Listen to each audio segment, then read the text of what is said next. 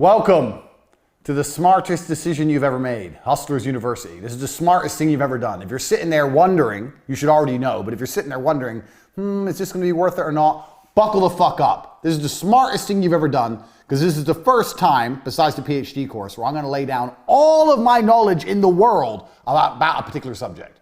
PhD course was girls, this is gonna be about business. Everything I know about making money. So the way this came around was I was convincing yet another person to not go to university. I have convinced, well, I don't know if I've actually convinced them, but I often say the biggest mistake people make in their lives is traditional education. It's a waste of time, it's a scam. And I always tell people why it's a waste of time, why it's a scam. Like there's the double inflation principle that I coined myself, the fact that more degrees exist every year, which inflates them because they're less valuable because more exist. Plus the price goes up every year, which means it's less valuable because it's more expensive. If more exist, the price should go down. Scarcity and value are linked, but there's some kind of double inflation that goes on with education, which is propagated by the mainstream think tanks because they want to put you in there and they want to brainwash you. They want to put you in there and they want to turn you into a pussy, not actually teach you anything that's useful, just turn you into a little worker drone. Nobody goes to university and leaves knowing how to get rich. And if you look at all the richest people in the world or all the most successful people, they'll say, I didn't go to school, or I quit university, I dropped out. Because you're not learning anything about getting rich. You're sitting there just being brainwashed. It's bullshit. So when I was sitting there saying to this person, don't go uni, don't go uni, don't go uni, they said, well, what do I do instead then? I said, learn from me. And they said, oh, okay, well, what do I learn? I said, well, you can join the war room, you can learn there, da-da-da. So, okay, yeah, I'll join, but is there anything else? I thought, you know what? I'm gonna start my own university. I'm gonna give people a genuine option, a genuine alternative to mainstream education. I don't know about you, but me personally, all I ever want to do is get rich. I didn't give a fuck if I got rich breaking rocks or got rich being a professional fighter. I didn't care. I want money. I was not passionate about some business. I was passionate about money and money only. So if you've joined this course to learn how to run a business and get rich, congratulations, you're about to learn a whole bunch of shit. Because I've run a bunch of companies, you're gonna find out during the length of this presentation. This is no nonsense, no fluff, no doubtably the hardest hitting presentation given by a multimillionaire on how to make money in history. Because all the other multimillionaires are lying to you. They're lying to you by talking bullshit. Tai Lopez, if you read books, you'll be rich. Lie. You can read books all day, you're not gonna get rich. That's a lie. These other fucking nerds, think positive, you'll be rich. Another lie. What do you mean? If I read books and I think happy, money appears in my bank? No, it does not. This is garbage. We're cutting the garbage. We're getting down to it with 100 points, 100 business lessons I've learned across my business career. So, well, as I said, if you've just made the decision to join the university, congratulations. Your worldview is about to change forever. I don't have a seatbelt on my chair, but I'm ready. If you have a seatbelt on your chair, put it on. If you don't, hold on tight. We're about to get rich right here, Hustlers University. Lesson 1. I've even got a whiteboard for you motherfuckers. That's how hard I've worked on this university project. Whiteboard, markers.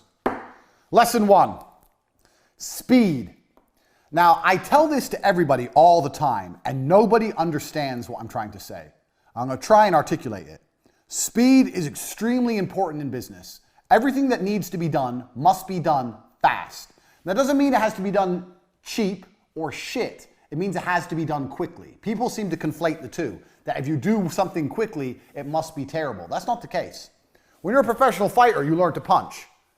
Your instructor says faster, faster, faster. You learn to punch faster. You don't degrade your punch. You don't start punching like an idiot. You keep the same quality of punch, but you do it quicker. Now, nobody in the world, the modern world especially, and I'm going to say this, a caveat that I've learned across my career as well, especially if you're dealing with creative people in any kind of regard. They don't understand speed. Numbers people kind of understand speed. Creative people don't understand speed. And this is they have a strength and a weakness there. With creative people have something I don't have. They're very creative and they can see things I can't see, but it takes time. I'm the complete opposite. I want everything done straight away now. But speed is super important for a business, and I'm going to tell you why. So whatever you're thinking of doing, whatever the business you're thinking of running, you need to do things quickly.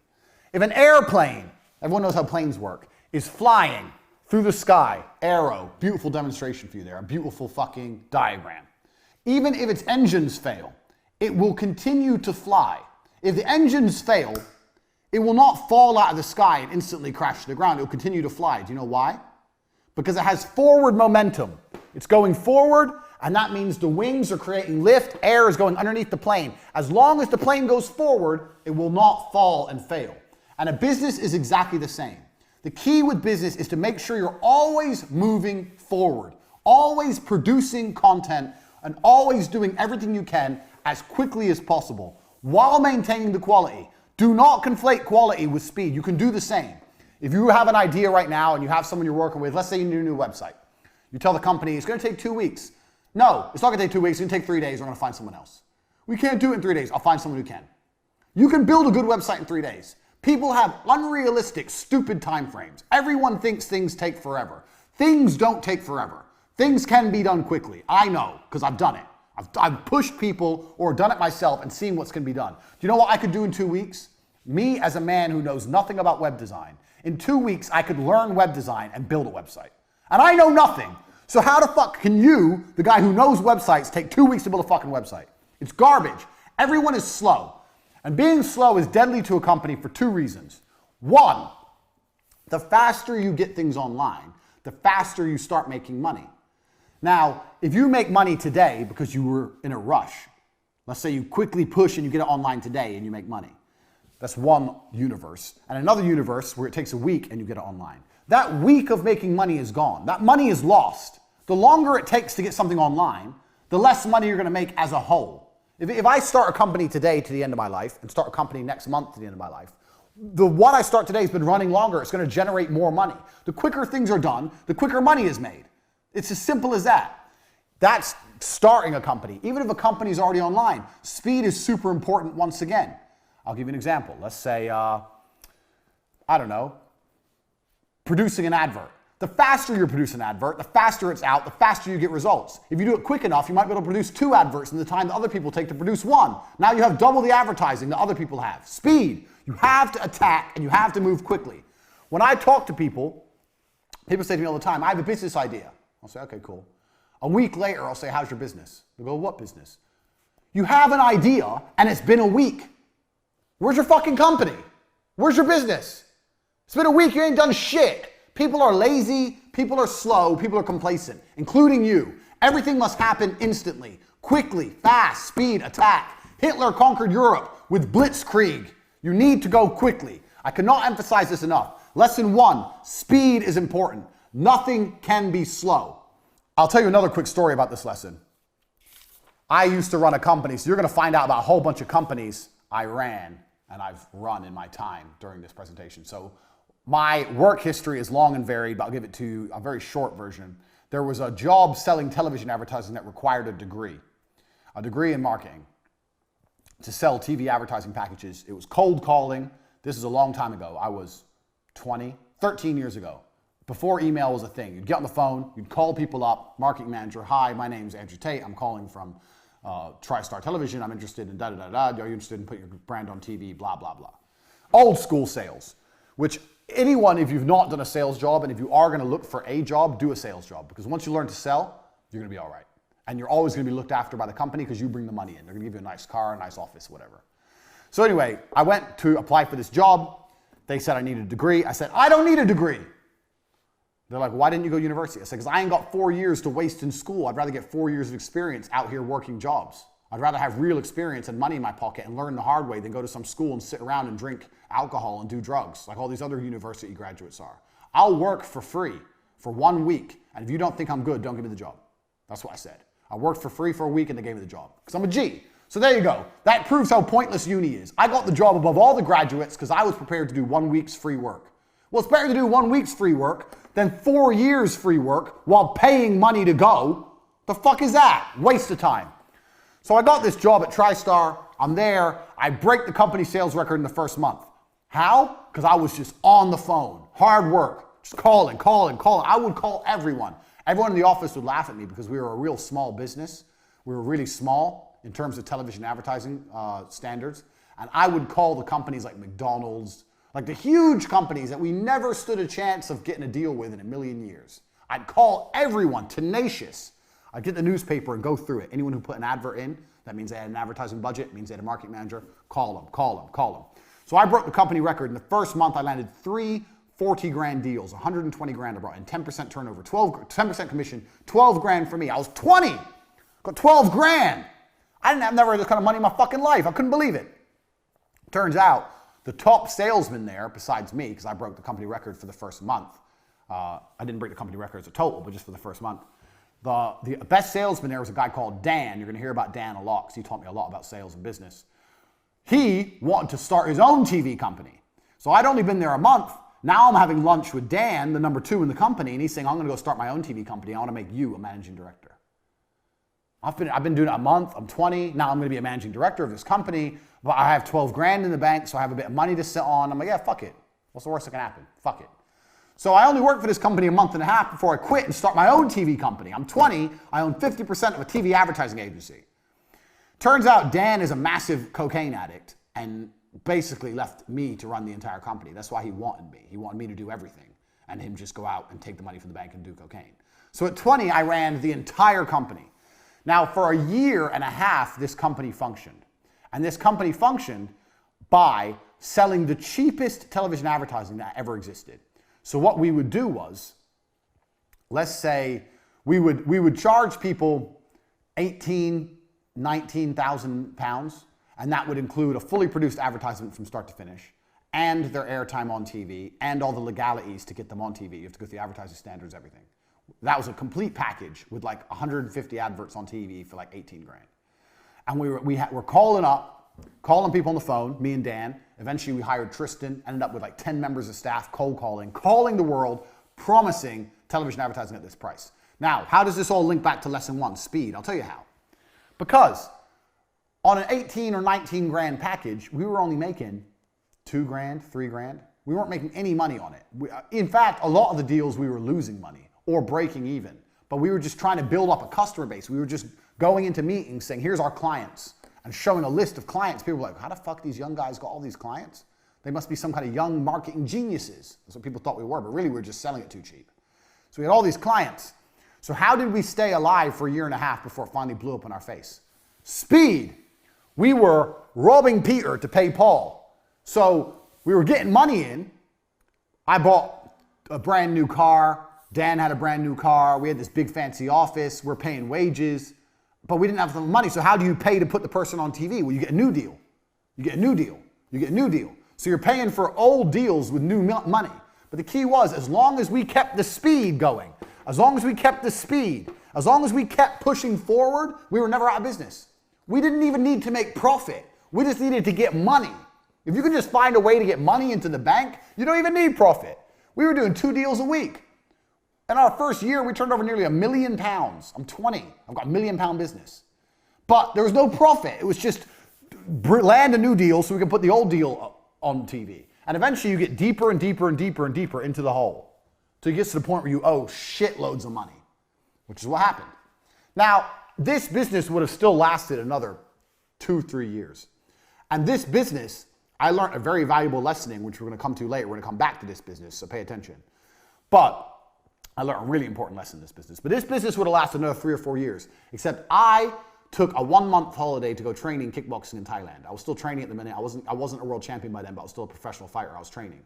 I took a 1-month holiday. During my holiday, Dan just did shitloads of coke from the company bank account, just emptied the company bank account. No deals were landed, and it all blew up in our stupid faces. Law, fucking court cases, everyone taking us to court. I was 20. When you're young, you're scared of things. There's bailiffs at the door. We've lost our office. I was literally sitting there. I couldn't sleep. I was panicking. I didn't know what to do. Everything fucking blew up in our stupid faces.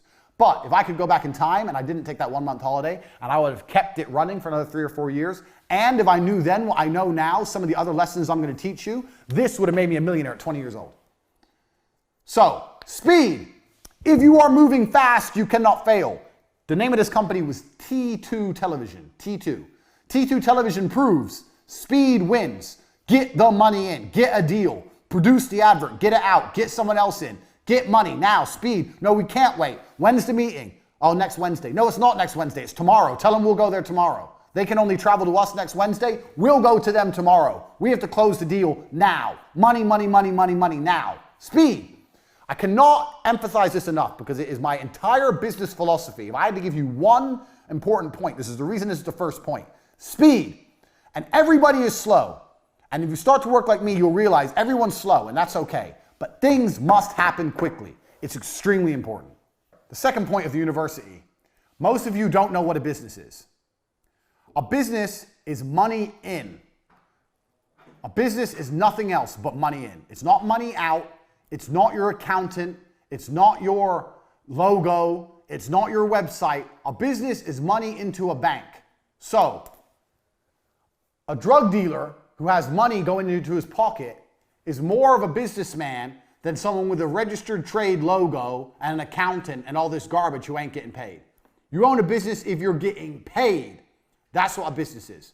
So please understand this point, because this is a very important point. And this is why this is called the Hustlers University, because you need to understand how to look and approach at a business.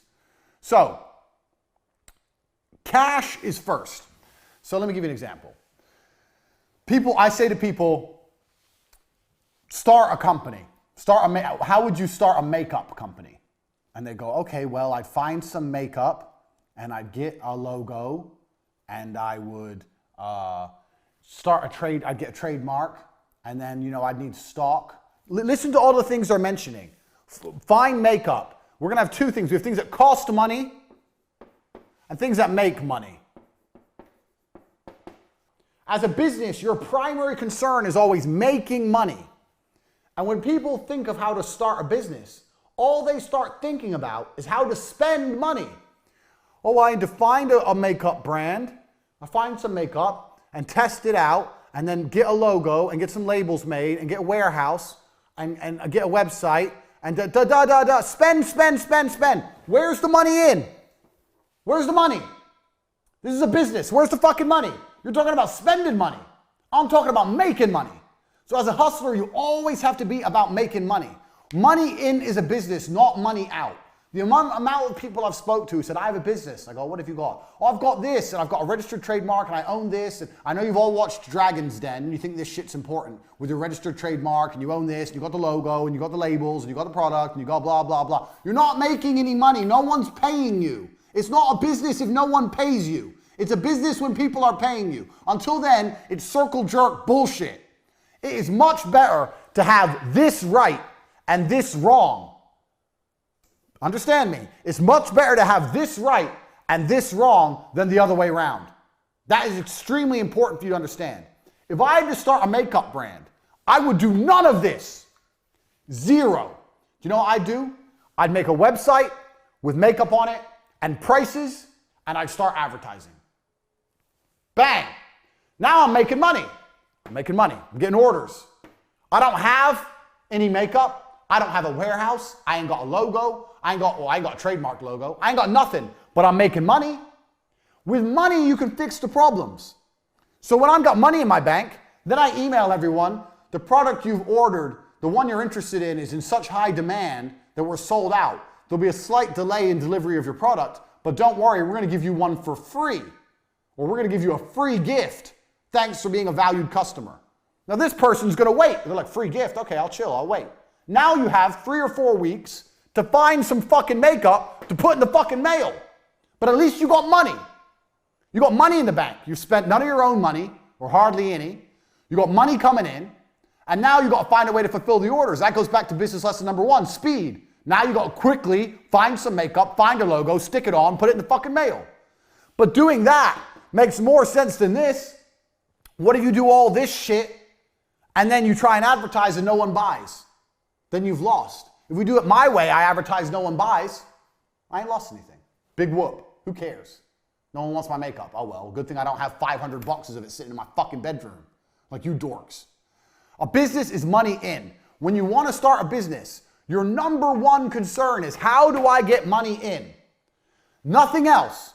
Everyone who starts a business starts talking about everything else. We need an office. Why do you need an office? No one's paid you yet. And you're talking about an office? I need a new laptop. Why? No one's paid you yet. You're talking about a laptop? You don't need anything until people start giving you money. Money in is a business. Money out is vanity. It's very easy for me to think of a business, buy an office, buy laptops, hire staff, get an accountant, sort out the tax records, register the company online, get business cards, get a logo and get that trademarked. And I'm doing all this shit. I'm spending all this money, wasting all this time, and no one's paid me anything. It ain't a business. When you come at me with a business plan, my first question is, where's the money?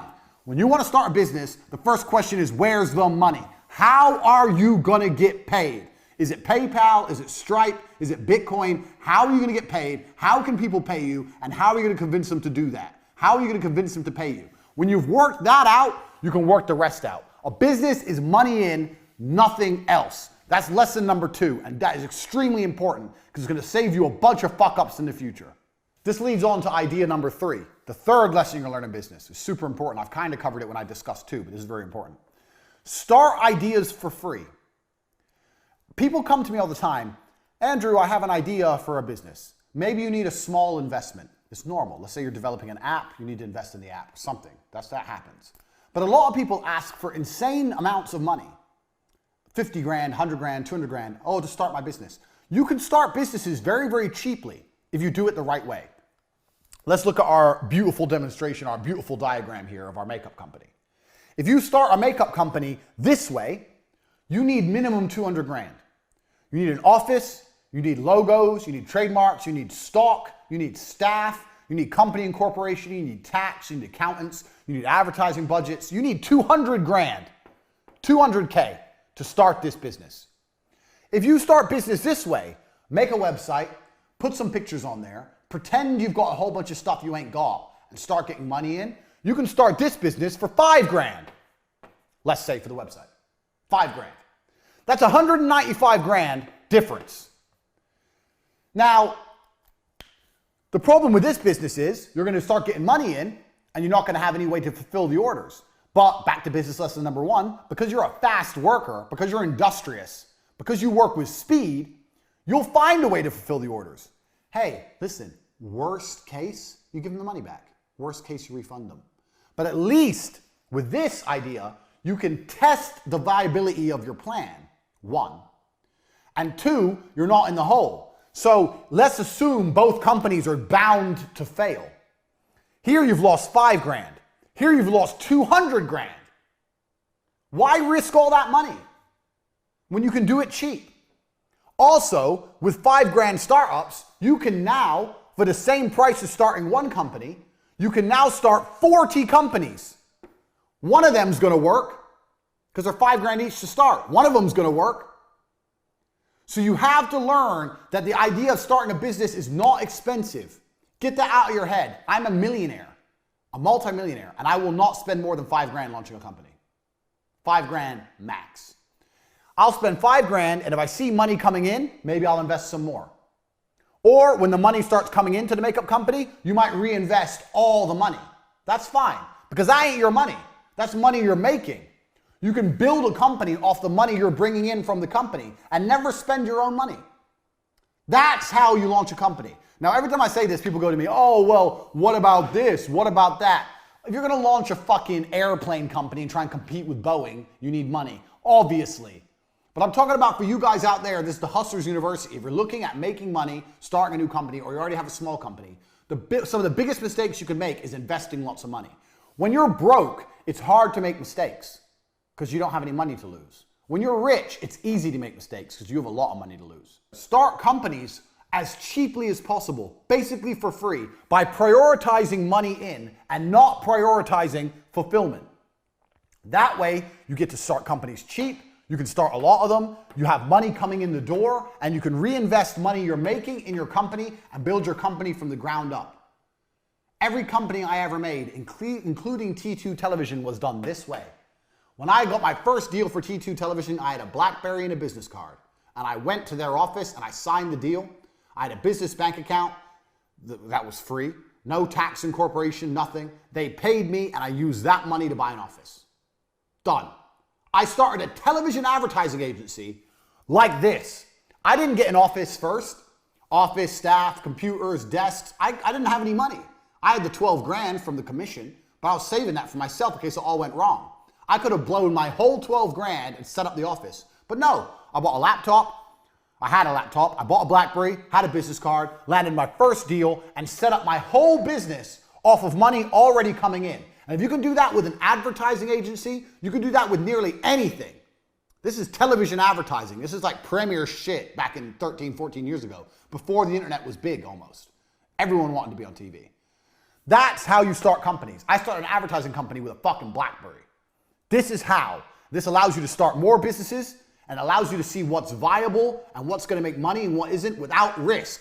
It's extremely important you approach businesses this way and not businesses this way. It is extremely important. Get this in your head. These first 3 lessons about speed, about money in being priority over everything else, and about starting businesses with this focus as opposed to the cost focus, money in as opposed to fulfillment, that's good. I've already taught you more than you're going to learn about business anywhere else. That's key, because if you do things this way, it's very hard to have a monumental fuck up. It's very hard to lose money. And also, now you can start nearly any company. You can start nearly any business. Give me a business.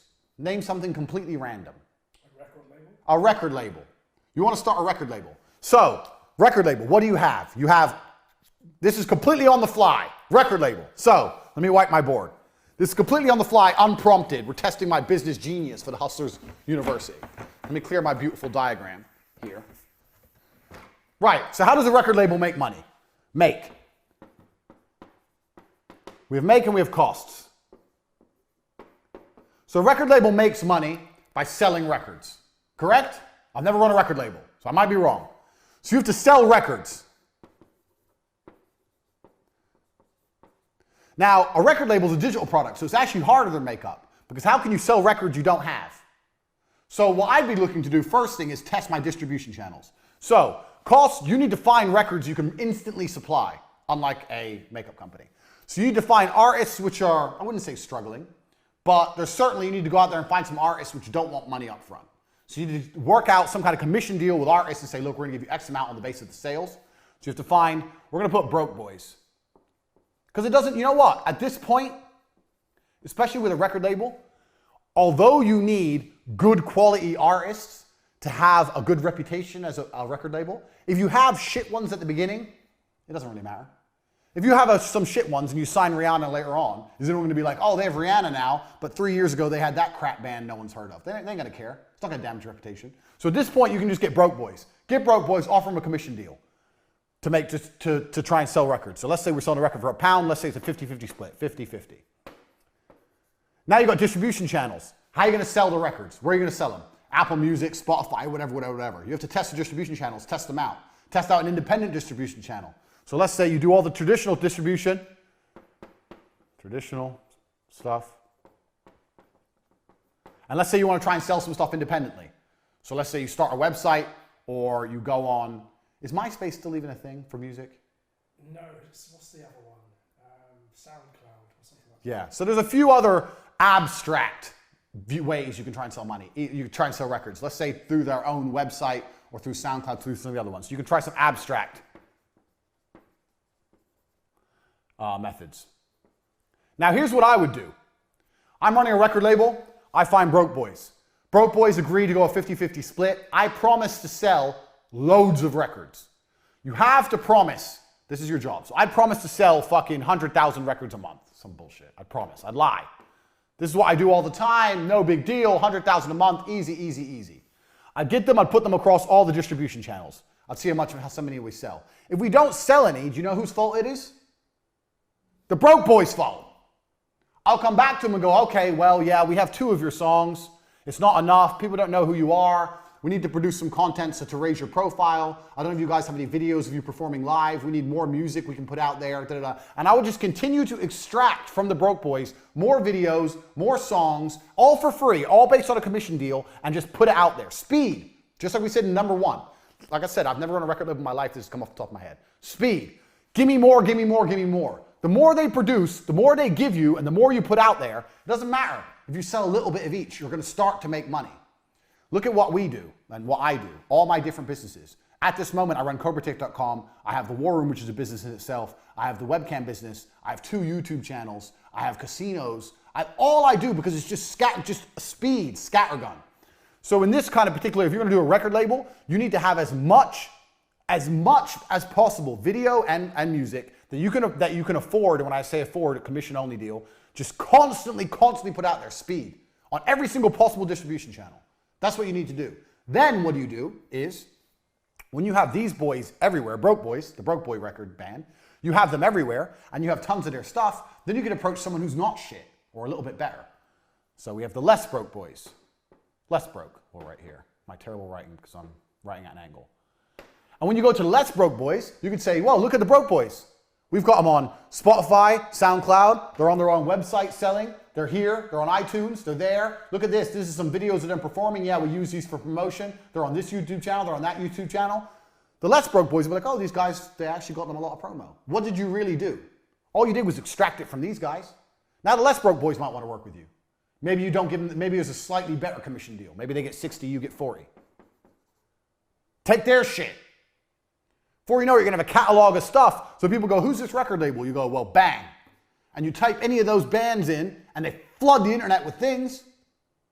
Now you're a real record label. Now new bands, up-and-coming bands want to work with you. Just because the amount of promo you got, you put them everywhere. One of these up-and-coming bands might be the next big thing. Who knows?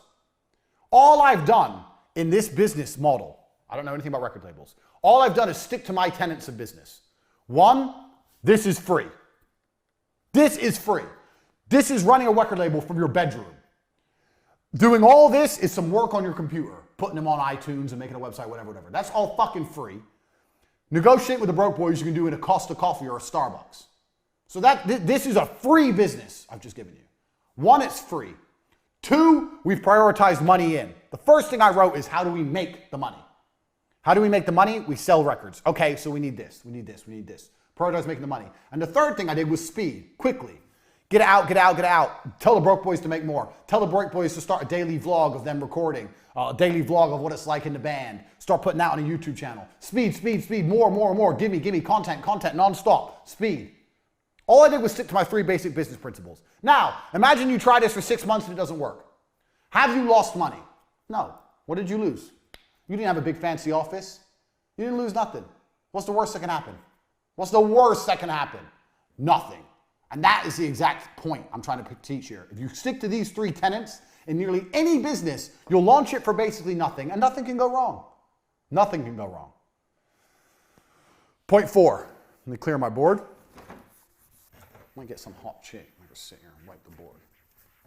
In fact, let me message a female right now. Sorry, bear with me. Let me get a member of staff. Right. Point 4. Staff. Now, this is going to be a controversial one, but bear with me. If you're watching so far, you should have learned a lot because we're just getting fucking started. We have 100 business points to go through. We're on number fucking 3. Number 4. Family and friends are actually the best staff you can possibly get. Now, people say don't mix friends with business, don't mix family with business. Can you clean my board? Sit here and wipe it, please. Don't mix friends with business. Get that shit off. Don't mix friends with business. Don't mix family with business. That's a lie. So the reason people say this is because people are dickheads and they can't get along with anyone.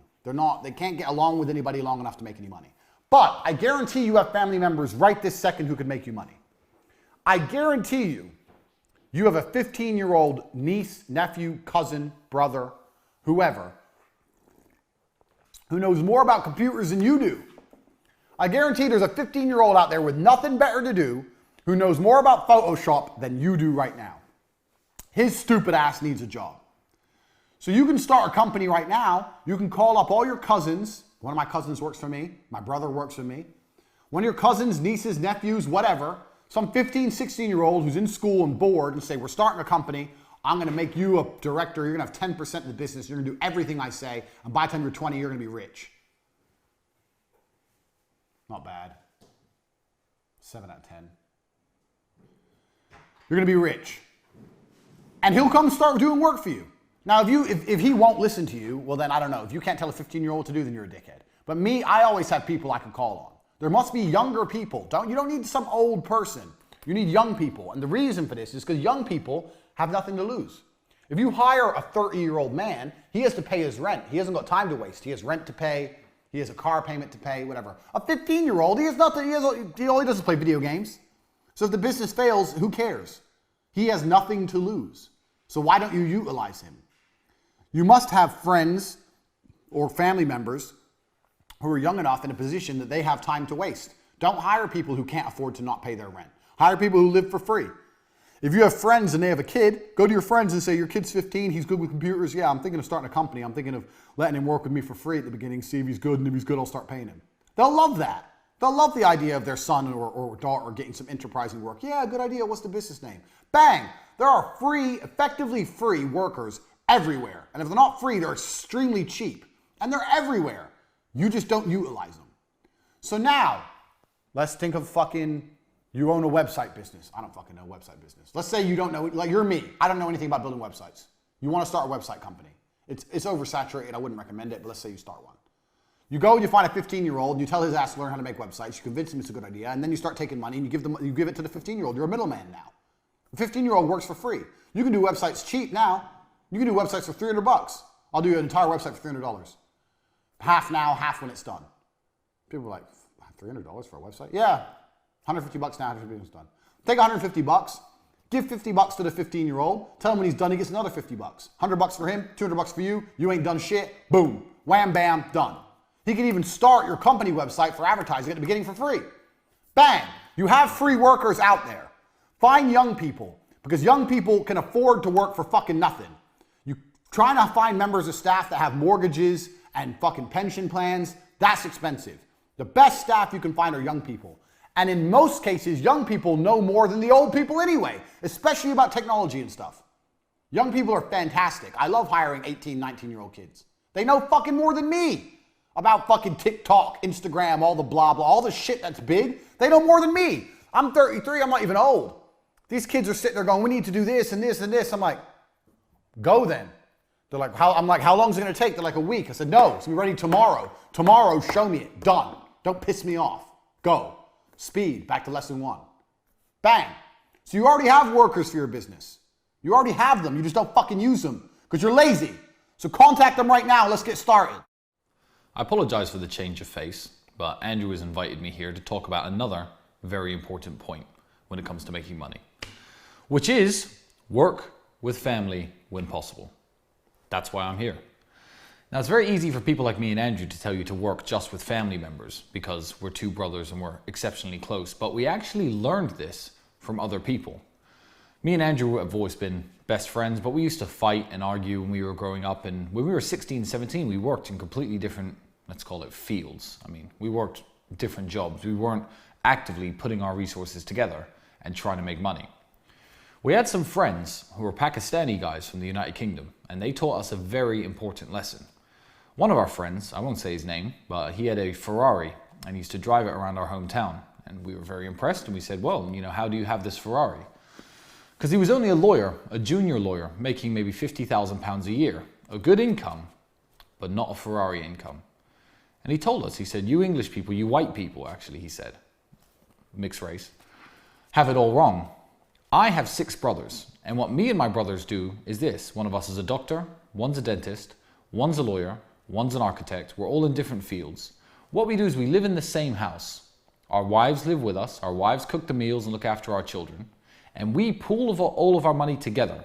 That way we own the house instead of renting 6 other houses. I thought, oh, that's pretty clever. And what about the Ferrari? They said, well, a Ferrari finance payment is £2,000 a month, more than me on my own. However, I don't drive the car all the time. So me and all of my brothers, we bought these finance agreements for the Ferrari, our Range Rover, and our Rolls Royce. And we all drive them whenever we want. I thought, wow, that is smart. That's a conversation that got me and Andrew thinking at a very young age.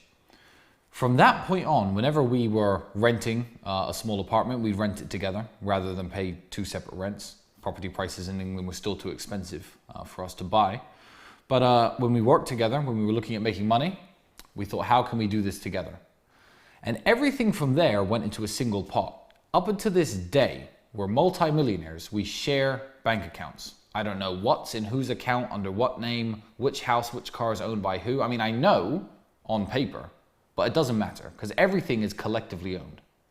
Now it doesn't matter so much. Me or Andrew could go our separate ways, buy our own family home and have 3 supercars each, if we wanted to.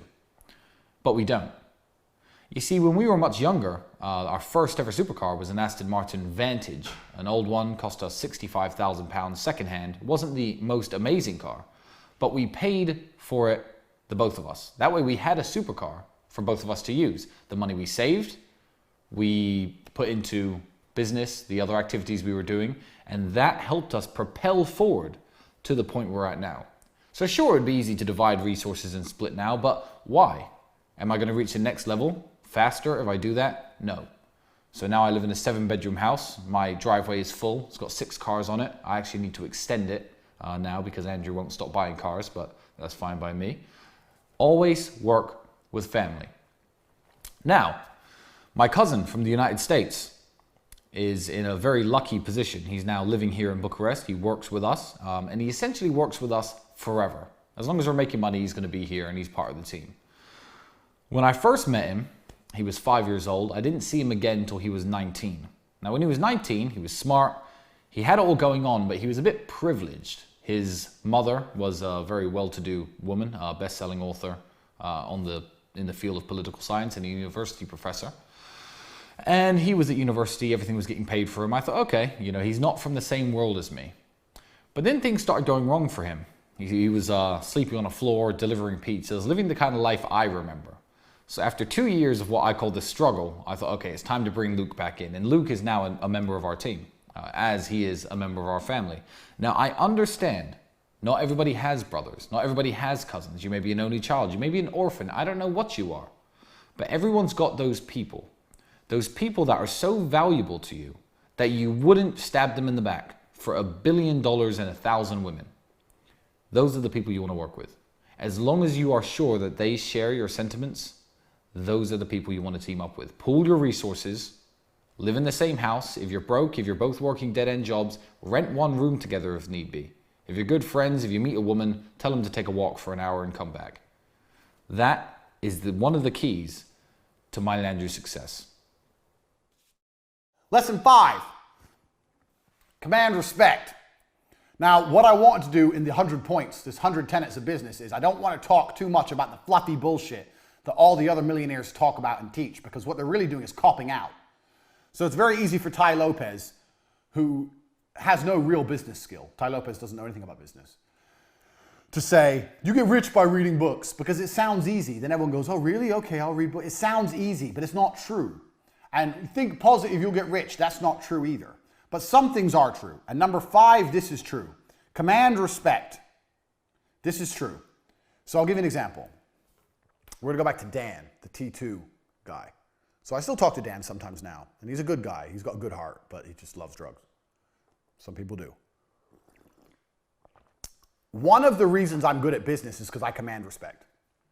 And I command respect because I'm a physical specimen of a man. This is the reality. I'm a professional fighter. So this helps me, whether I'm running my webcam girls or whether I was pitching television advertising. There's a level of respect humans have for other humans who are a physical specimen.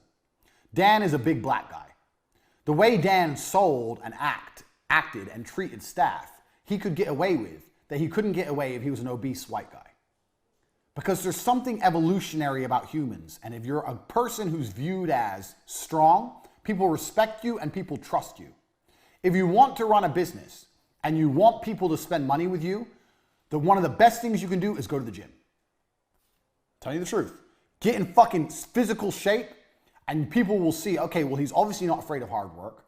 He's obviously disciplined. There's some things that are spoken without being spoken. There's a word for it that will come to me. And having a physical presence is one of them. It helps in business every possible way. If I stand up, when I used to stand up to sell TV advertising in front of people and say, I guarantee you spend $19,000 with me. I guarantee you spend $19,000 with me, you get double back. When they see your product on TV, a product like this, it's going to sell. Do you sell online? Yeah. Where else do you sell? Tesco, Sainsbury's. Oh, you're in the superstores as well. You're going to make twice your money back, guaranteed. If I say that as a big, strong guy who they could tell obviously trained really hard, was disciplined, was not afraid of hard work, that was more valuable than if I was a fat piece of shit. It's going to work. I'm like, well, what the fuck do you know? You just eat pizza. You don't know anything. Go to the gym. Command a physical presence. I'm not saying you have to beat anyone up. I'm saying if you command a physical presence, your words have more weight and it helps in business across all things. Everything. I know webcam girls is a very unusual business and none of you have probably run webcam girls, but I learned a whole bunch about business running my webcam girls. In fact, I approached my webcam girl business the same as I approached every other business, with the same tenets. I started it for cheap with a laptop I already had and a girlfriend I already had. I found out how to get the money in before I found out how to produce the videos. I had people sending me money for these feature-length porn videos, and I couldn't even produce them. I didn't even have a fucking camera. Money first. All my same things. Speed, quickly, get everything produced quick. I did all the same things with all my businesses. But the reason I could have so many girls listen to me is because I'm me. And I'm me because I'm big and strong. I'm Andrew Tate. So if you want to run your business, do not neglect physical presence. Now, you can be successful without physical presence. There's a whole bunch of dorks who are successful. But I'm talking about what I know about business and what I've learned. This is the Hustlers University. And what I'm saying is it will help you. Even if you're Bill Gates and he was super successful and he's a dork, he would have been more successful if he was a big, strong dude. It's never going to detriment you to be bigger and stronger in life, and whether it's in business and every other aspect of life. Being bigger and stronger and commanding physical presence will always help you. It shows discipline. It shows that you understand hard work, and it makes your word more valuable. And sometimes in business, all you've really got is your word. You have to promise people shit and they have to believe you. So if you do that as a big, strong dude, people just believe you more. This is just the harsh reality. This is the Hustlers University. I told you it's no nonsense, it's no garbage. If you want to run a company, start going to the gym, get big, get strong. It's going to help you make money. Sooner or later, I guarantee you, it's going to help you make money. This is point 5. Don't neglect it because it's very, very true. Even if it only helps you 10%. 10% is a lot. 10% is the business. 10% is the difference between success and failure. 10% is the difference between a little bit of money and a lot of money. 10% is a huge difference. If you're selling, let's say you're selling $1 million of product and you got a 20% margin, that's 200K. If you had an extra 10% margin because you're the big strong guy and you got 300K, bang, that's an extra 100 grand a year. That's a fucking 911. That's a Porsche. It's a big difference. It's a big difference. So do not neglect number 5 because it's real. Check the guns. Would you, and here, let me prove the point. Would you have bought this course? You bought this course because I'm Andrew Tate. You trust me. You've obviously looked at me and you go, you know what? There's something about this guy. He knows something. I trust him. Would you have still bought this course if I was morbidly obese? Genuine question. I know it's an extreme, but it's a question. If I was morbidly obese in my chair and very, very fat, I'm going to teach you about business. Would you have bought the course? Or would you have thought, fuck you, fat fuck, you don't know nothing? And if you're honest with yourself, you'd think, yeah, you're probably right. I wouldn't have bought from you if you were obese. So that's the extremes. I'm a professional fighter, obese. These are extremes. But the extremes prove the point. The closer you are to in good physical condition, the more likely you are to be respected, and the more likely you are to be able to say things and people believe you. So, get in physical shape. That's point 5. Commanding respect is always going to be able to help you throughout life, especially in business. Point 6. Resell to people you've already sold to. It's the easiest money you'll ever make. So, in T2 television, because obviously we knew we weren't making money. When shit was getting hard, what we do is we were selling these 18, 19 grand deals. And one of the reasons we survived so long is we'd get people to sign up, pay 18, 19 grand, make their advert, show them their advert, hope they loved it. And if they love their advert, then we try and sell a bonus airtime package. We'd come at them and say, by the way, we've got a really big purchase coming up from McDonald's, some bullshit. And we're getting airtime extremely cheap. And for only an extra 5 grand, we can get you an extra 100 spots on TV. Some garbage, some bullshit. And try and sell them this extra package. And this package had some profit in it for us. The spots we'd give them would be in the middle of the night, cheap, bullshit. And this was our only chance to make any profit. So if they said no to this, we did all the work for effectively nothing. If they said yes, we'd sell it for 5 and it was like 4 grand profit. That's how we were surviving. So if we tried to put that in at the front end and sell 24, 25 grand packages, we couldn't sell it. But if we sold them at 19 and then tried to upsell them later, we had about 60, 70% upsell rate if people liked their advert. So the easiest money you'll ever make is selling to people who have already bought from you before, as long as you relatively fulfilled your deal. So we did it after the advert. We never tried to sell it to them before they saw the advert because then it was much harder to sell. So if you do a good job or a half good job, the best customers you're ever going to have are people who have already bought from you before. You should already know this about business. This is a very easy one. But it is so much easier to sell to someone who's already bought from you than it is to sell to someone new. A lot of you watching this may have already bought something from me before. Congratulations, you must know a lot of shit. But it's very, very important. It's very, very true. So I know a lot of people with a lot of different businesses, and they all call me up for advice. And one of the first things, I had a guy call me up about 2 months ago, and he was saying he was struggling for cash. He asked me to borrow money. And I said, I won't say who he is or what his business is, because you'll know. Some of you will know. So to protect him, I was like, well, okay, how much do you need? He's like, 200 grand. So how many customers do you have? He goes, oh, all in all? Yeah, all in all. How many customers are on your database? He goes, oh, about 10,000. Like, bro, there's your 200 grand. Put together a fucking email campaign. Do a huge discount. You don't have to let it leak out into the public. Let them pay full price. These people have bought from you before. Put it all together, pow, and blast it out. There's your 200 grand. What do you need me for? These people have bought from you before and you delivered. There's your money. Your money's sitting right there. Go get it. So easy to sell to people who have already bought from you before if you did a half good job. In business, you don't need to sell to tons of people if you can sell to the same people over and over again. And it's much easier to sell to the same people over and over again than it is to keep finding new people. Keep that in mind, especially during times where you need cash, or you're trying to raise cash, or you want to increase cash flow. The first thing you should do, if you have a company and you're making a bit of money, making a little bit of money, and you go, you know what, I want to make some more, what can I do? Don't look at advertising more. Don't look at getting new customers. Don't look at a new product launch. The first thing you should do is go, is there anything I've already got that I can resell to people who have already bought from me? And that is the easiest money you're ever going to make. Don't forget that, because you'll need that at certain points in your business career. You're going to need to be able to pull that ace out your sleeve and generate money from thin air. So keep in mind, that's point 6. All right, point 7. This is another one that goes back to point 2 and point 3, but this is really important. Don't get legal before you get rich. This is super important. We're talking about hustling here. I'm telling you the hacks to becoming rich. Do not get legal before you are rich. You can fix your legal bullshit when you've already made money.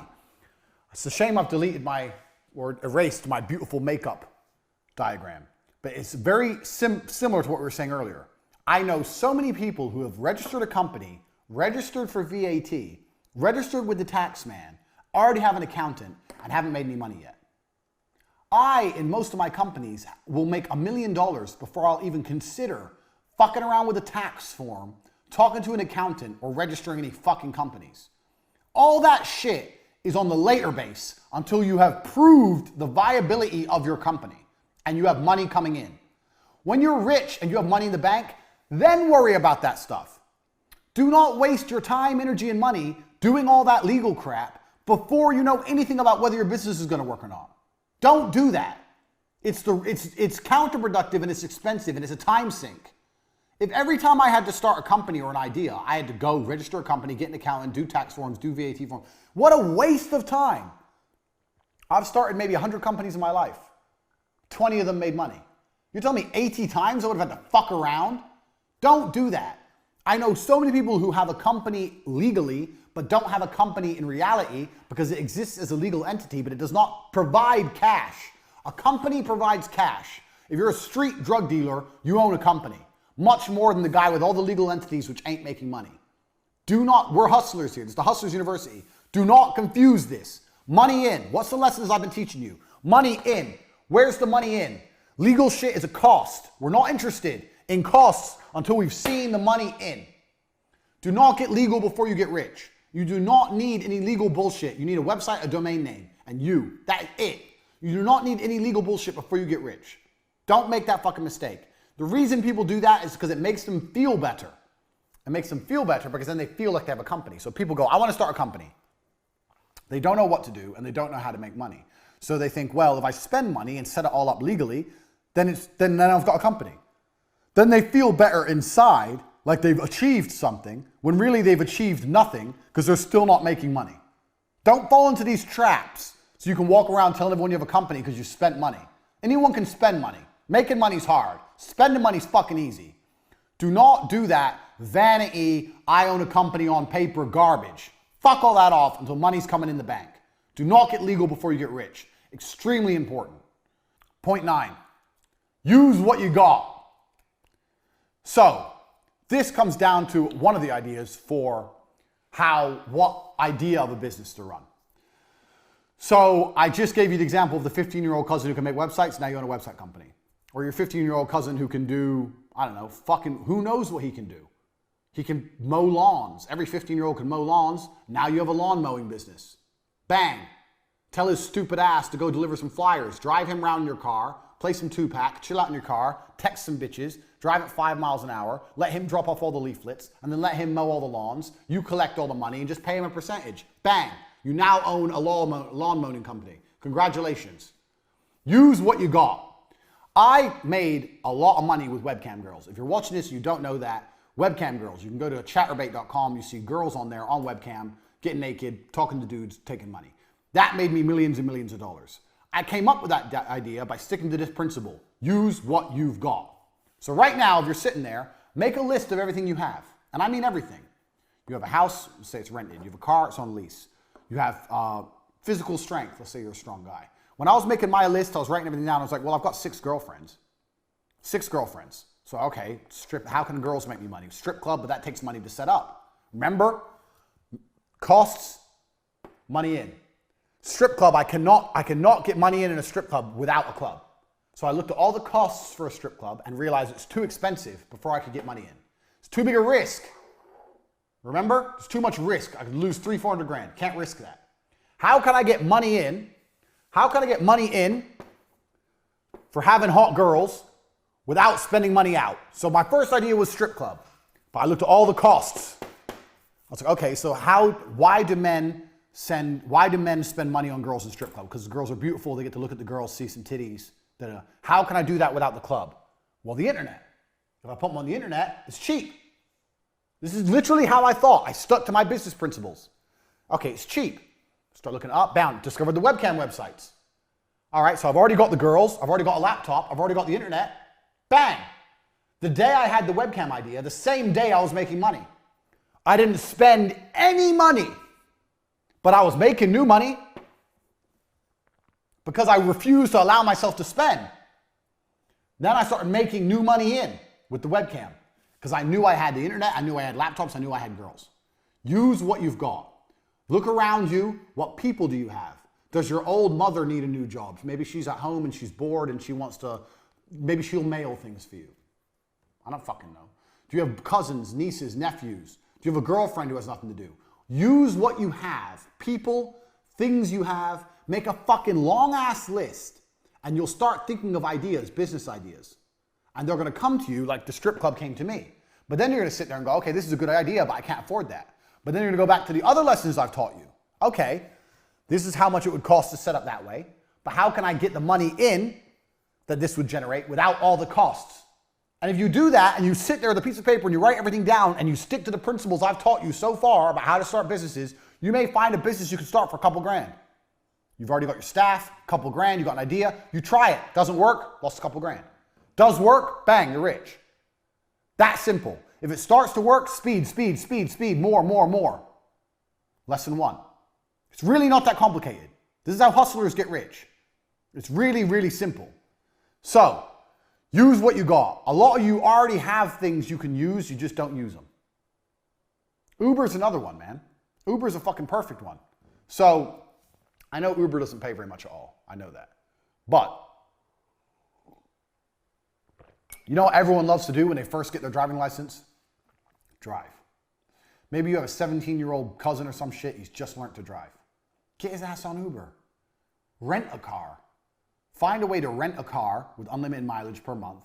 Tell him he's going to do 10 hours of Uber a day to train how to drive. Lie to his ass and say that in the Uber app you can track and make sure he ain't breaking the speed limits so he drives safe.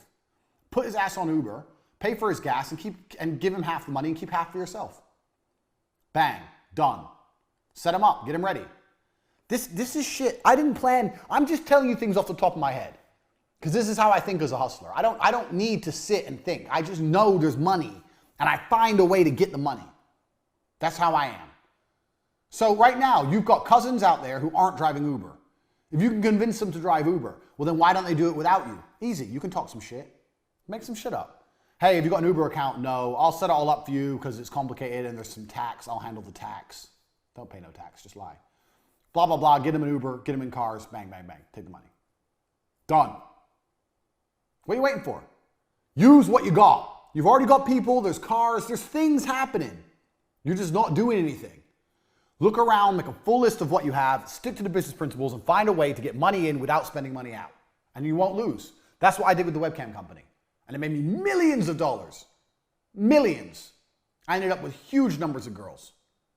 All because one girl. I started with one girl, made money, bought another laptop, got another girl, 2 girls, made money, bought a bigger apartment, 3 girls, 4 girls, 5 girls, bang, bang, bang, bang. Before you know it, I had a fucking empire of women. Because I stuck to my business principles. I never spent money I didn't make first. From my webcam company, which ended up generating over $7 million, I never once, ever spent money that I hadn't made. I didn't spend $1 out of my pocket that I hadn't already made first from the webcam company. I started that from zero. Just like I started my advertising agency, zero. And this is why when people come to me and go, I want to start a business, I need an investment. I sit there and think, you don't know about business. Because if you knew about business and your idea was really good, you wouldn't need my money. You'd pull it off for zero. If you're talented and your idea is good, you don't need money. So if you can't make it work for zero or for very little, then it probably wouldn't work anyway and you just lose a whole bunch of money. Because if it would work, if it's a good idea and it will work, then money will start coming in fast and you'll have the money you need. If no one's sending you money in to give you the money you need, then the idea doesn't work anyway. So if I put these I take that back. It's horrible. If I put these chicks on cam and no one was paying them, then they weren't hot enough to be in a strip club, were they? Luckily they were. I know my girls are hot, but it's just an example. This way I get to find out if they're good enough for free. This way I get to find out if they're good enough for 200-300 grand. Think about it. Use what you've got. You've already got shit out there, you're just lazy. Point 10, staff. I know a lot of people who are starting companies or they want to start a business and the first thing they say is, I need an assistant, or I need this, or I need that member of staff. Staff need a clear objective. So here's the very simple magic rule for staff. Staff either make you money or save you time. That's a clock, in case you're wondering. Or you don't need them. So a salesman, a sales staff will sell things and bring money in. You'll be able to sit there and see exactly each week how much money that member of staff made you, and you'll be able to make sure that he made you more than he cost you. Fine. Other members of staff are going to save you time, even if it's a general assistant or PA. You'll be able to see the time saved with the tasks they've given. And you need to be able to sit down with a piece of paper once a month, once every couple of weeks, whatever, and audit your staff. Staff member. How much money did they make? How much did they cost? Positive or negative. Staff member. What tasks did they complete? How much longer from my life would it taken me to do those tasks? Is it worth the money? Because if you could have done those tasks in your free time where you spent watching TV, then you don't need that fucking member of staff. Fire them and save the cash. You have to audit your staff very specifically by this method. They either save you time or they make you money or you don't need them. Now, anyone who's worked any kind of job knows if you go into any kind of company, most people are doing nothing. I've worked so many jobs and everyone did nothing. In fact, I had a job at a company selling advertising. After T2 failed, I got a job at another company selling websites and all this kind of advertising. And I spent 3 of my 5 days a week reading Wikipedia because I didn't care. Because I had a basic and it was enough. And by then I was training to be a world champion and I was tired all the time. So I didn't give a shit. And no one called me up on it. No one noticed. 3 days a week, I did nothing but read Wikipedia pages because I couldn't access Facebook. It was interesting. That is literally the level of laziness most people experience. If you take out coffee breaks, cigarette breaks, chit-chatting in the office, most people do fucking nothing. I'm very sure you could fire 50% of the people in nearly any company and the company would be just fine if the other 50% did some real work. Everyone's lazy. Big companies are inefficient because they haven't got time to do this. But you're not going to have a big company. You're a hustler. You're going to have a few members of staff. You're going to make millions of dollars. And you're going to make sure that you're either making you money or they're saving you time. Now, if the amount of time they're saving you isn't enough or they're not making enough money to cover their wages, they got to go. You've got to be ruthless in this game. But this is how staff, this is the magic formula of staff. So when people say to me, I want to start a company, I need an assistant. I say, an assistant to do what? Oh, just to help me with things. What things? What things will they help with? How long do those things take? How much time is that going to save you? And why do you not have the time to do them yourself? Because you want to watch TV? Because you need to relax? Because you're afraid you'll burn out? Shut up. It's garbage. It's all garbage. You want to feel important and tell someone what to do. That's not how you get rich. This is the magic staff formula. Do they make me money? Do they save me time? Write it all fucking down, work it out, and if it ain't good enough, they gotta go. Simple. That is how you manage staff. Because I get asked so many questions about staff. Making me money, save me time. Done. Another thing that's important with staff is you have to teach staff your business ethics. So whenever I have a member of staff, I've argued with staff plenty of times because everything must be done quickly. But that is how I work. That is how I want them to work. Now, I am 100% certain that even if it's only by 1%, the fact that I am uncompromising in the fact I want things quickly, things get done quickly or quicker. If I didn't say anything, it may take 10 seconds. If I complain, it may take 9 seconds. It may only be a tiny saving. But that is how I work. That is how the people I work with, I want them to work. Speed is everything. So when you get new members of staff on board as well, make sure they understand your business principles, especially number one, because that is your business mantra, speed. So if you have a salesman and he's selling and he's doing fantastic, that's good.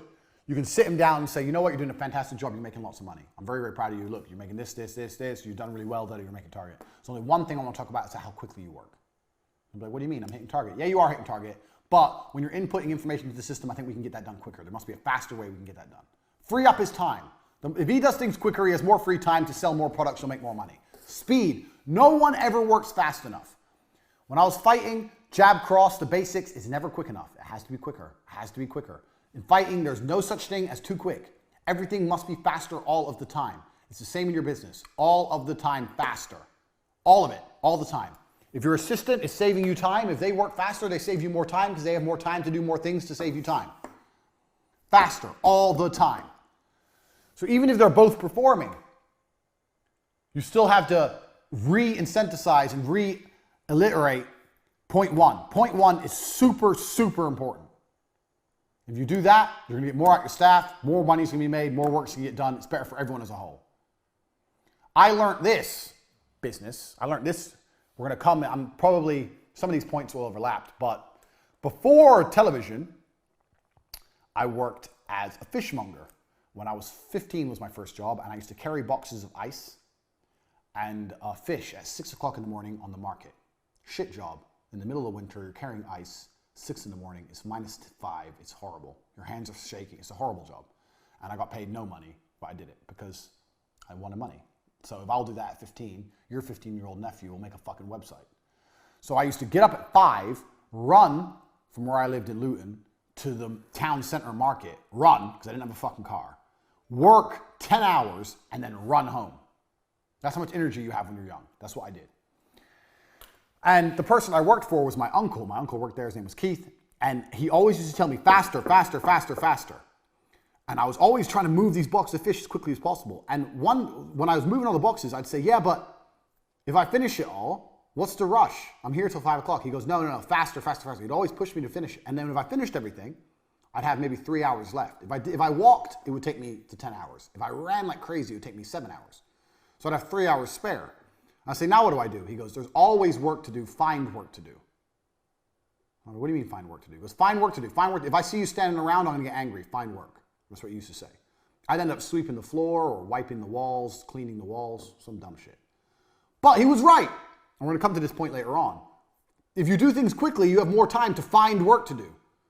And finding work to do adds up. I swept the floor, I wiped the walls, maybe someone came in, saw the nice, clean, pristine walls and bought some fish they wouldn't have otherwise bought if there was a tiny mark on the walls, who knows? The point is, the work got done quicker because I was being pushed to be fast, it got done, and then more work happened, even if it was menial work, more work happened in the same time frame. More work got done. That made me more valuable as a staff member. That's how he valued me. You've got to be the same. Right. That's the first 10 lessons. We have 90 more. The first 10 lessons of the Hustlers University. I bet you're sitting there already and your mind's blown. You're sitting there like, whoa, I've learned so much. I didn't think of it that way. Tate, you're a genius. I know. We have 90 more. We've just begun. If you've watched this video once, I recommend watching it 2 or 3 times. These things need to sink in like second nature to you. You need to be able to recite them one by one. We've talked about how you start companies, what you prioritize in a company, how you make sure everything's done quickly and why that's so important, how you manage staff, how you find ideas to launch companies, what members of staff you can get. We've covered all this in the first 10 points. This alone is enough. This alone is worth the value of what I've taught you. And we've just begun. The first 10 points of the Hustlers University. If you've watched this video, I recommend you watch it 2 or 3 more times before you even move on to number 2. If you want to move on to number 2, do it. But you need to pay attention to these because they are the basis of everything I'm going to teach you here on after.